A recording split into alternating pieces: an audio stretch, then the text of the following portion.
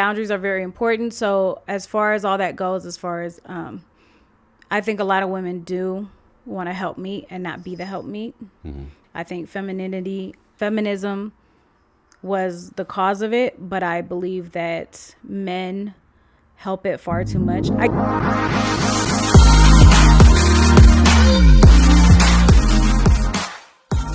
get you want to be supportive to the person you love. Right. But there's a balance. There's a balance. But my role is a support role. So what are you doing? Now, if you're good and set up and you don't need my support, that's something totally different also. Right. Let's say you're a CEO of a company. Oh, right. You've made it. You're a CEO of a company. And now I want to do something. I probably can't get your support in that case. But basically, if you're doing something where you're making a lot of money and you're happy and you're content and you're like, I'm good.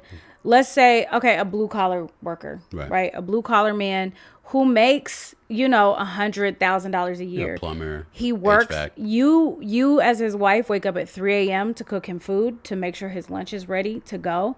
And he's home by, 5, 6, very long day. He's been out there working. And then on the weekend, he said, honey, if you need something, I got the kids while you build something, or honey, what do you need? I can do a little bit, but I'm out there with my hands. I'm working. I'm doing whatever. Like there is a place where he can be the support, because women want, as a woman in general, we're programmed to want more emotional support. Right. And I think that we take that for any support at any time because you're being there for us. That's fair. And it's hard because, again, from a man's perspective, or from that position, we don't really specialize in that category. We can develop that for sure, but we only know simply to be present. And again, if a man's operating in his masculine role, especially energetically, we are designed as pillars for the emotional waves to crash into, and just be there. And sometimes, most times, that's all that it takes. When you have that bad day, or somebody cut you off, or you're just raging, you come inside the house. Oh man! Most a beta guy, when you come inside the house and you're raging, and you're pissed, and you're slamming doors, he's gonna think, "What did I do?" He's gonna victimize himself. But a man that is in a more masculine role, in a supportive state, he's gonna say, "Hey, what's on your mind? What's going on?" It's not. He's not emotionally triggered. He's not taking responsibility for it. He's there. He's and his energy is this. And at that point, you can talk about it. Whatever. You have that support. A man's not gonna sit there and cry with you. But we'll sit there. We'll listen. And be present. I mean, he could be with you while you cry. Exactly. That's what I'm saying. Yeah. We're not going to cry with you, but we'll be the shoulder for you to cry on. And that's why we have such shoulders, that's meant for that, and that is the balance I find that is, that works for a long-term relationship. And I mean, if anybody, has another example, but yeah. For the record, I think everything is always the man's fault in relationships, mainly marriages. It's always the man's fault. If things don't work, it's the man's fault. That is I do have instances where, if you're a cheater, you're a cheater. That's not the man's fault. That's who you are. If you're abusive, you're abusive. If you have some kind of very toxic behavior, that's totally different. But in general, I do believe that everything, so women wanting this and everything, is always the man's fault. And I believe this because the man is supposed to be the head of the household and the leader. Now you have abusive men and you have all this stuff. And by all means, I've been there, done that also. So I know what that's like. Okay. But at the same time, the man allows for the women to do things. Like I said, if the man is the thermostat and the woman is the temperature, a woman is a reflection of her man. And we choose, although sometimes it doesn't feel like it's a choice, because women who are caught in very unfortunate circumstances where they are with somebody who is very controlling, very abusive, all those things that are toxic traits. Okay. When the woman is with somebody and feels like she was dating him for so long and she can't get out, and then she chooses to marry him, that is a very unfortunate circumstance, and that is not more than likely the situation. Okay. But I choose everyone I married, I choose. They say, well, men choose who they marry. Yeah, men propose. Yeah. I think they should. I will never propose to a man. Yeah, no, men choose. 100%. But I accept. Yeah. I could say no, and if I say no, I probably need to move on anyways. The relationship needs to be over if somebody Right. says no, like unless you're like, well, whatever. But in general, I always think that it's the man's fault. Like because the man is leading, and the thing that people always fail to realize, they be like, "Oh, a woman's supposed to submit to her man." Most people who say that want blind obedience. Blind obedience and submission is two different things. Correct. I agree. They go hand in hand because if I'm submissive to you, I'm more than likely going to obey you also. But it's different. It is different. Obedience comes with submission, but submission does not come with obedience. Yeah, or because you might vice be versa. submitting against your will. Right. Yeah, but- So, well, then you're obeying against your will. I wouldn't use the word submitting, even though I know that's the proper terminology. Yeah. So, with that, I just think that the woman is But here's the thing that I find most women don't acknowledge, which is Okay. pure human accountability, which is at the end of the day, us being creatures of choice. Despite, yes, the man is Yes. a leader of the household, you have to accept. And again, I agree with you to a degree because and I don't disagree with that statement you just made. either. I agree with you to a degree because of the fact that we can pinpoint a starting factor. Or sorry, Right. we can pinpoint Right. a originating factor. Sorry, no, god dang it. I know We what can- you're saying. We can pinpoint when everything. Yeah, so like when the tides turned. yes, yeah, can and I pinpoint will that, I yeah. will too because again, if a man's doing what he's supposed to do, yes, the woman will fall supposed to be.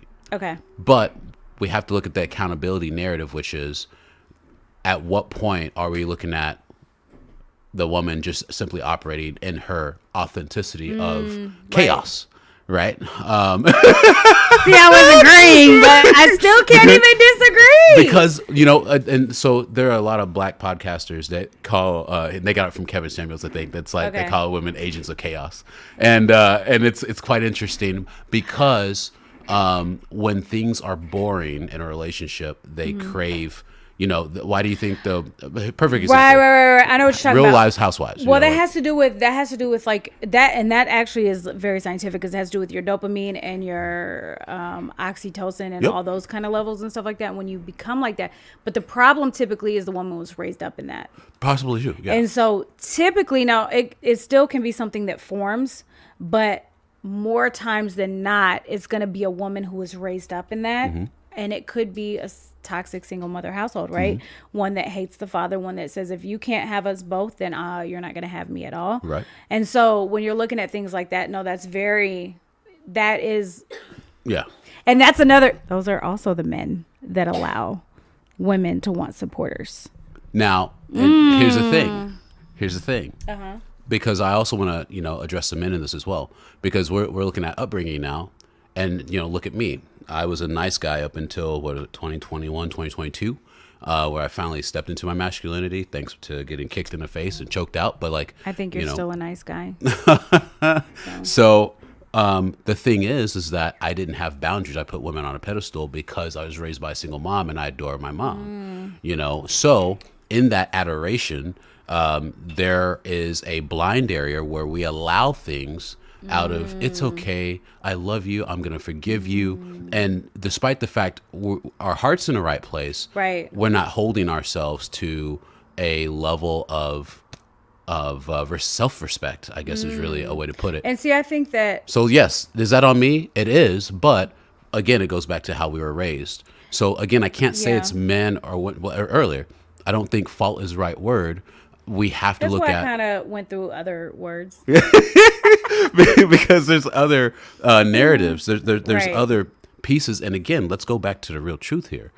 There is a systematic narrative to destroy the household. Yes, to destroy the nuclear family. The nuclear 100%, family, I agree. and then of course on a lower level below that, to keep us divided, to keep men and women against each Right, other. Because right. guess what happens? Now we're not married. Now there's no kids Keep being men born. and women, to keep black and white, to keep 100%. everything that is like not whatever, and it's so easy because if we're fighting with each other, Mm-hmm. man, woman, black, white, whatever, they're doing whatever because we're too worried about what's going on. Correct, and things are being It's passed just- and It's allowed. just the circus. Correct, and then now again, and I gotta credit Fresh and Fit for this clown world. That's the But point. yeah, no, it gets to this clown world that we're in now, and it's scary because I mean you're a parent, you have kids, Right. You know, and it's like okay, Now I really got to be vigilant and operate in who are they around? Right. What are they looking at on their phones? Because I don't want the system Oh my programming. gosh, yeah. Because I think about that all the time with Ayana, who be on her tablet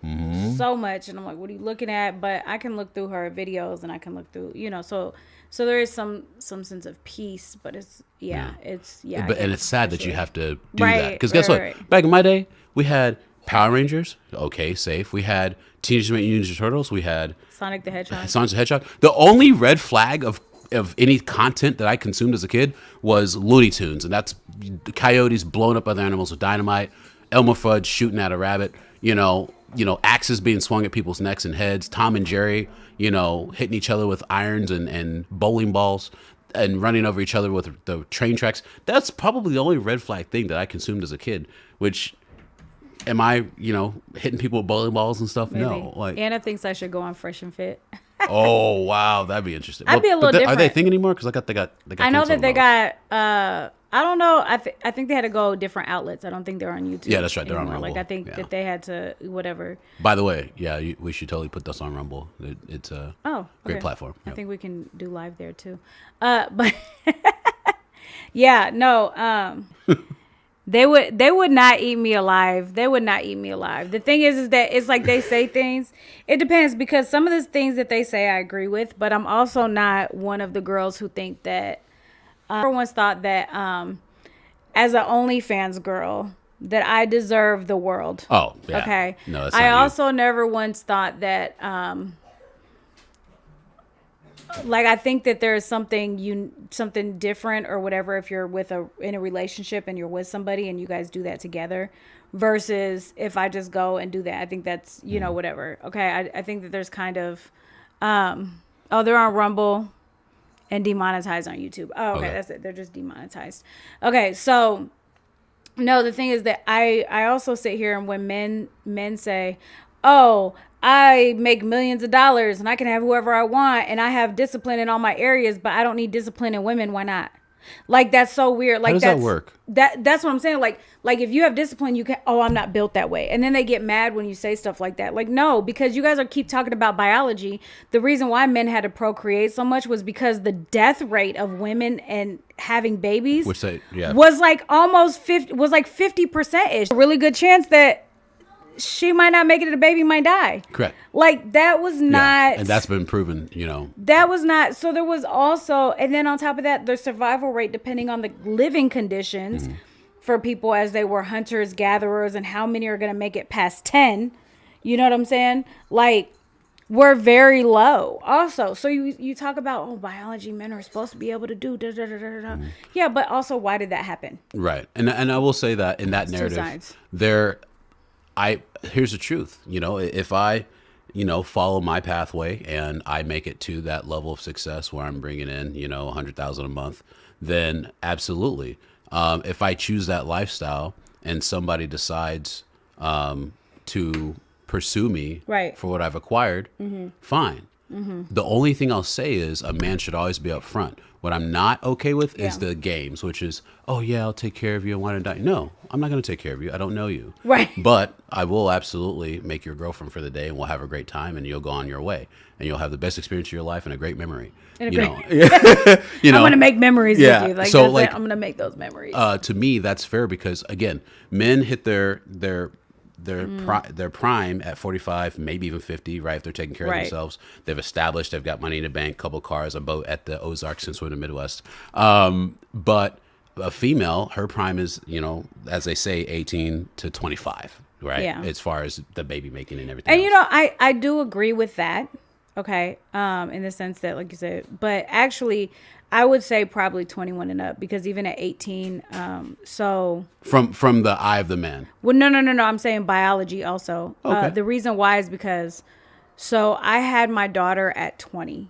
Okay. I was married at 18. I had her at 20. My oldest at 20.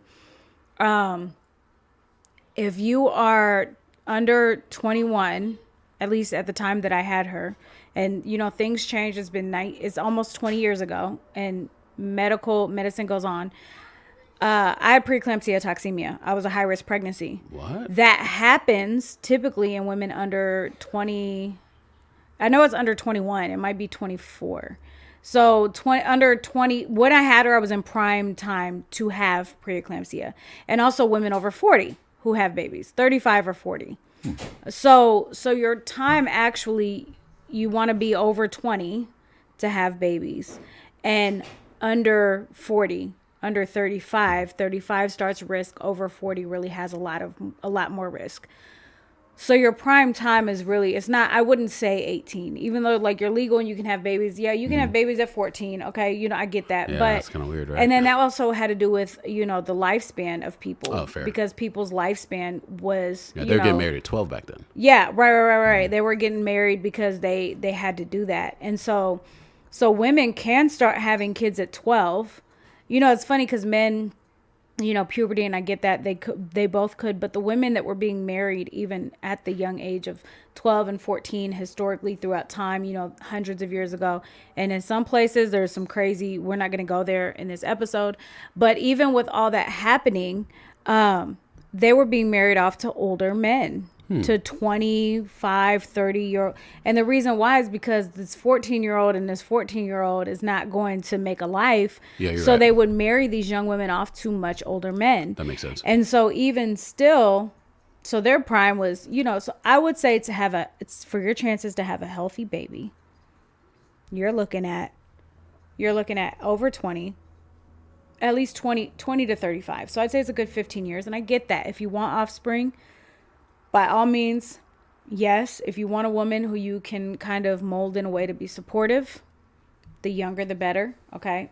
I mean, that sounds kind of bad, right? But I mean, it's just true. The younger mind. And it's not to say that I haven't seen some gorgeous 40-year-olds. My God. I mean, look at me.